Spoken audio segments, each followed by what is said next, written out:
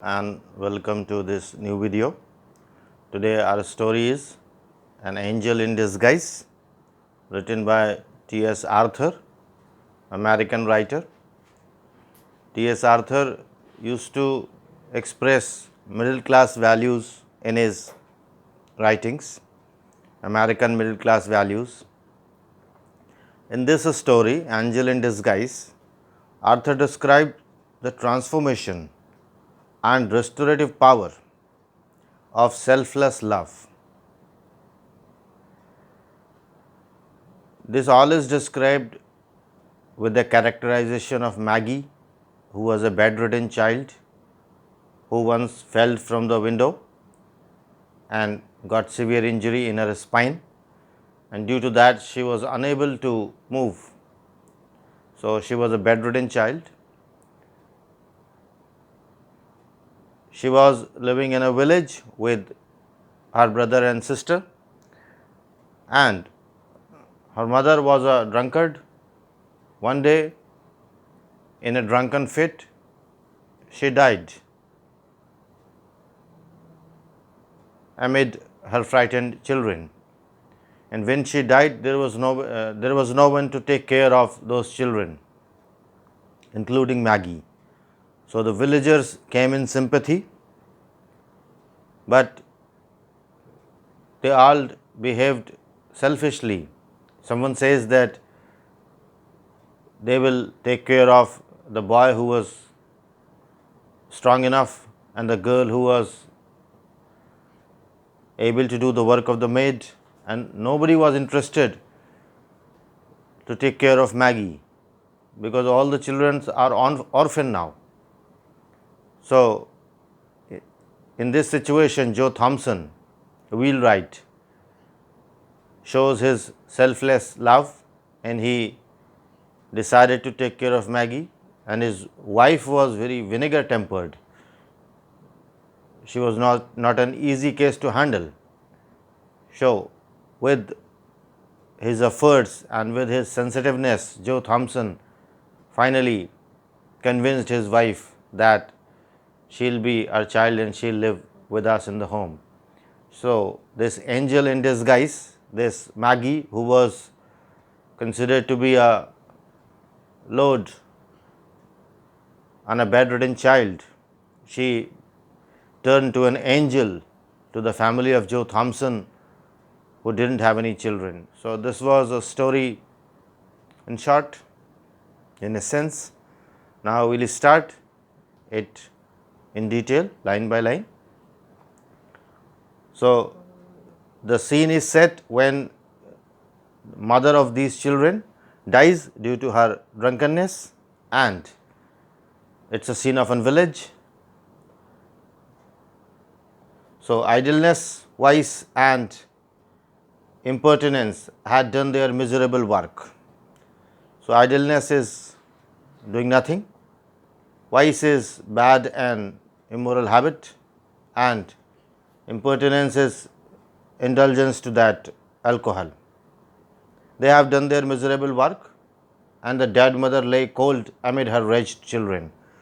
The mother who was dead, she was lying in between her horrified children, her distressing children.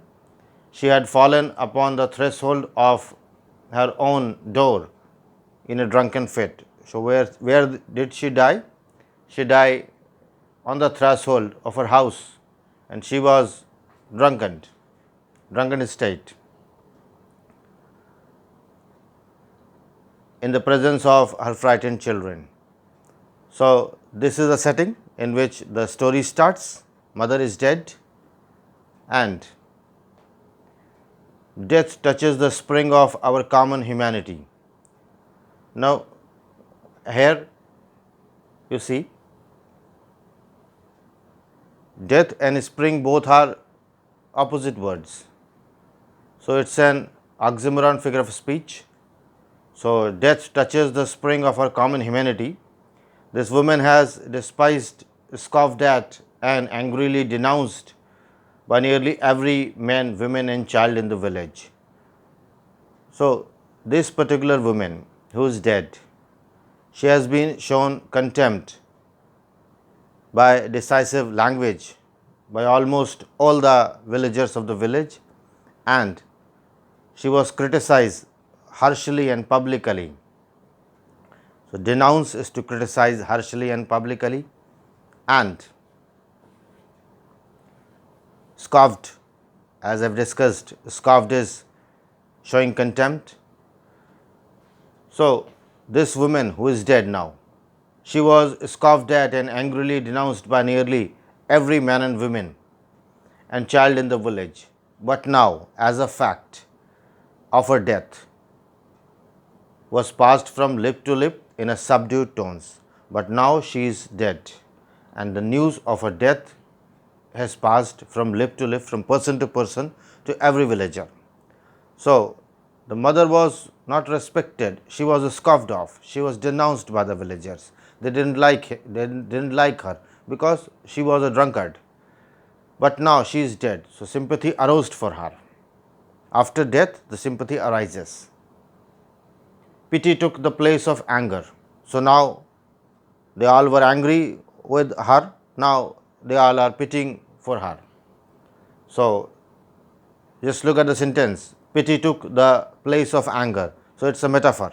Here the writer uses metaphor, T.S. Arthur. And sorrow of denunciation. So in place of denunciation, they were sad. Neighbors were hasting to the tumble down shelter from summer heats. So all the neighbors, they were living in the village, they were hasting, they were running towards the hut of that poor lady, and that was tumble down, in which she has secured more than a place of shelter from summer heats and winter cold. So that hut was miserable because she was only able to save herself from summers and winters, cold of the winters and hot from the summers. So the condition of women was miserable, and so was the condition of her children. So some with grave clothes for a decent interment of the body. So for the burial of that body, some came with clothes, and some with food for the half starving children. So they showed their sympathy for the half starving children, 3 in number. So there were 3, including Maggie. So of these, John, the eldest boy of 12, was a stout lad. So John was a build up boy, able to earn his living with any farmer. So John was able to do any work. So it's a village, so occupation will be farming. So John is able to do work with any farmer. Kate, she was aged between 10 and 12. 10 11 was bright, active girl. So Kate was bright and active girl, and out of whom something clever might be made, means she was good enough to do something. If in good hands, if she goes to the good hands, she might give good results. But poor little Maggie, the youngest, was hopelessly diseased. But what about this poor little youngest girl, Maggie? She was hopelessly diseased. She was suffering from a disease that was hopeless. 2 years before, a fall from the window has injured her spine. She was injured in her spine, and she had not been able to leave her bed since, except when lifted in the arms of her mother. So she was not able to leave the bed, and when her mother used to lift her, then only she was able to sit over there. So the situation of Maggie was extremely miserable. Now what is to be done with the children? Everyone was thinking, what will happen to the children? That was the chief question now. The dead mother would go to the underground and forever beyond all care of concern of the villagers. So now the mother is going to burial, so she will go forever. But the children must not be left to starve. But everyone was thinking in the wave of humanity that children should not be left to starve over there. So after considering the matter, just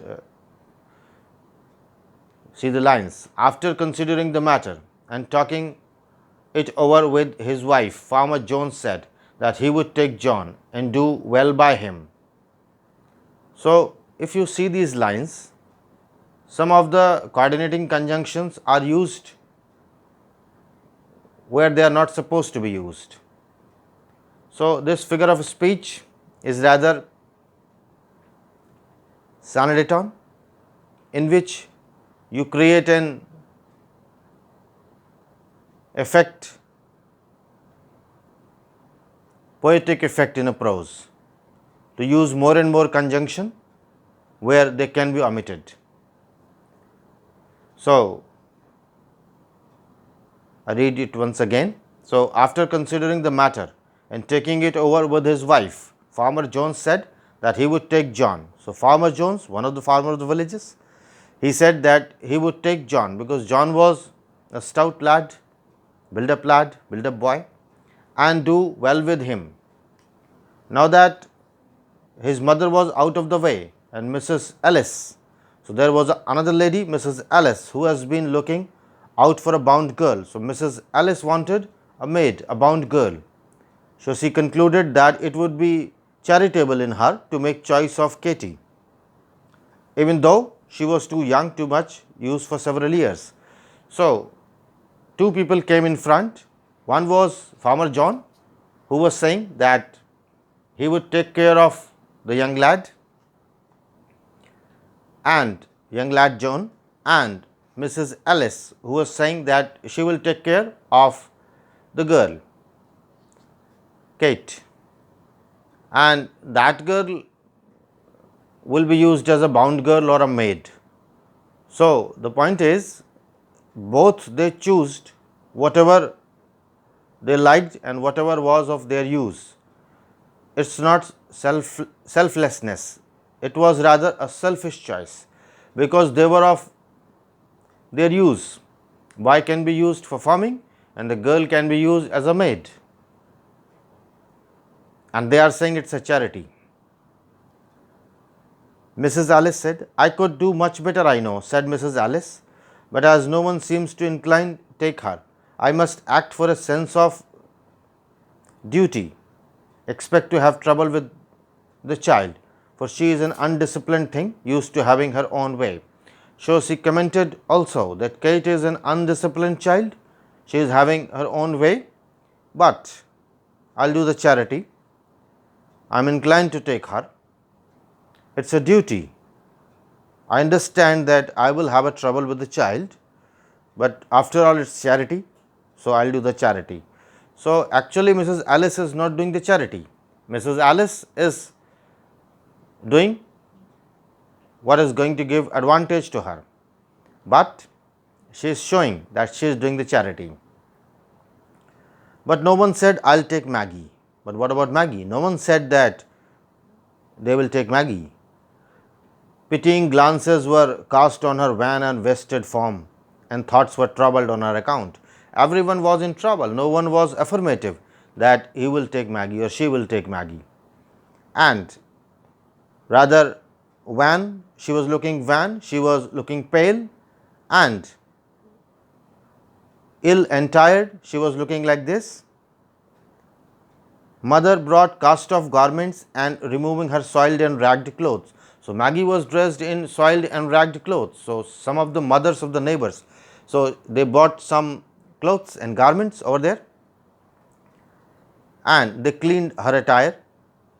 So in the wave of sympathy, this all was the scene. The sad eyes and the patient face of the little one touched many hearts. So the eyes of the Maggie were sad, and the patient face was such that everyone liked that face. It touched heart of many, and even knocked entrance in some of the hearts, but none opened to take her. So she knocked with her looks in the entrance of some hearts, but no one said affirmatively that they will take Maggie, because rather it was a burden, precious burden, because who wanted a bedridden child?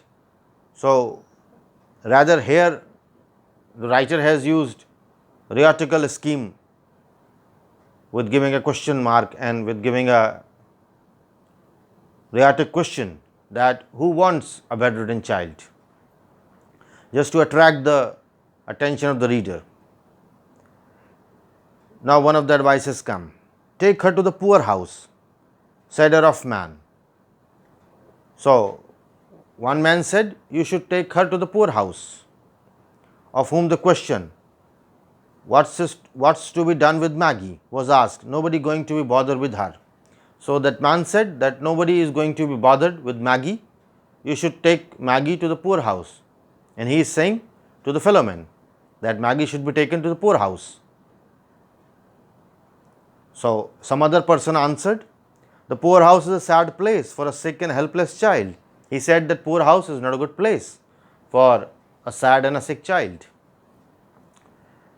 In reply, that man answered, for your child or mine, said the other, lightly speaking, but for 'tis brat it will prove a blessed change. She will be kept clean and healthy food and the doctor, which is more than can be said of her past condition.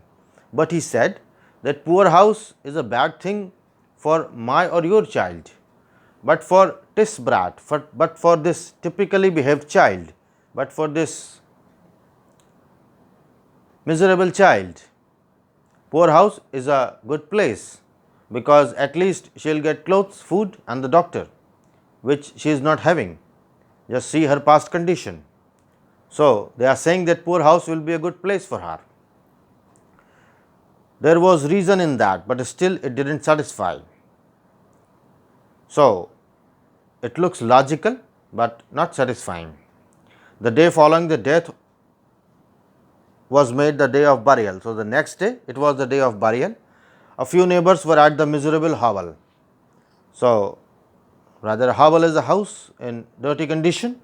So few neighbors came to the hovel, to the house where the mother was dead, but none followed dead cart, as it bore the unhonored remains of a pauper grave. So nobody followed that burial ceremony, because she was a very poor lady. Farmer Jones, after the coffin was taken out, and she was taken in a cart, and nobody followed her. Farmer Jones, after the coffin was taken out, placed John in her wagon and drove away. So as the coffin was over, what did Farmer Jones said? Farmer Jones said that he will take John. So he did his promise, kept his promise. So Farmer Jones, after the coffin was out, placed John in his wagon and drove away, satisfied that he has done his part. Farmer Jones was satisfied that he has done the charity, he has taken John. Mrs. Alice spoke to Kate with a hurried air. So she was in very hurry, Mrs. Alice. She spoke to a Kate, bid your sister goodbye. So Mrs. Alice said, you should goodbye to your sister, because you are going with me, and drew the tearful children apart, or scarcely their lips had touched a sobbing farewell. So she didn't give enough time to both of them so that they can say farewell. She said that hurry up, we have to go. Bid farewell to your sister. Hastily others went out. So other went out hastily, some glancing at Maggie and some resolutely refraining from a look. So some were having a look at Maggie and some were avoiding her, until all had gone. So all had gone and Maggie was left there, because nobody wanted Maggie. She was a bedridden child. She was alone. Just beyond the threshold, Joe Thompson, the wheelwright, passed and said to the blacksmith wife, who was hastening off with the rest. So two people were left out there. One was Joe Thompson, the wheelwright, and the other was the wife of the blacksmith, sitting over there. And the wife of the blacksmith, the woman, the lady, she was also hastening to go out. So the farmer said, the wheelwright said, not farmer, wheelwright said that Joe Thompson said, it's a cruel thing to leave her so. So he is saying that it's cruel. All have left and you two are lefting. Then take her to the poorhouse. She will have to go there. So Blacksmith wife gave a rude answer. You should take her to the poorhouse. And she has to go there, springing away and leaving Joe behind. So she sprang away, she ran away with leaving Joe behind. So two people were left out there. One was Maggie and the other was Joe. Joe was a wheelwright and Maggie was a bedridden child. For a little while, the man stood with a puzzled air. So, man was puzzled. He was thinking what to do and what not to do. Then he turned back and went into the hovel again. So, he went to that house, dirty house again. Maggie, with painful effort, has raised herself to an upright position and was sitting on the bed. So, Maggie was very much frightened, anxious. So, with very painful effort, she has raised herself and sat in an upright position and was sitting on the bed, straining her eyes upon the door out of which all have just departed. So, Maggie was looking at the door that everyone has departed. Now, no one is here to care for me. A vague terror has come into her thin white face. So, she was terrified that now who will take care of me? I am alone over here. So, a vague terror came into her eyes. Oh, Mr. Thompson, she cried out, catching her suspended breath. Don't leave me here all alone. So, as she saw Mr. Thompson, she said in exclamation, Oh, Mr. Thompson. And you see the sentence, catching her suspended breath. So, she was with suspended breath. Now, she is catching her suspended breath.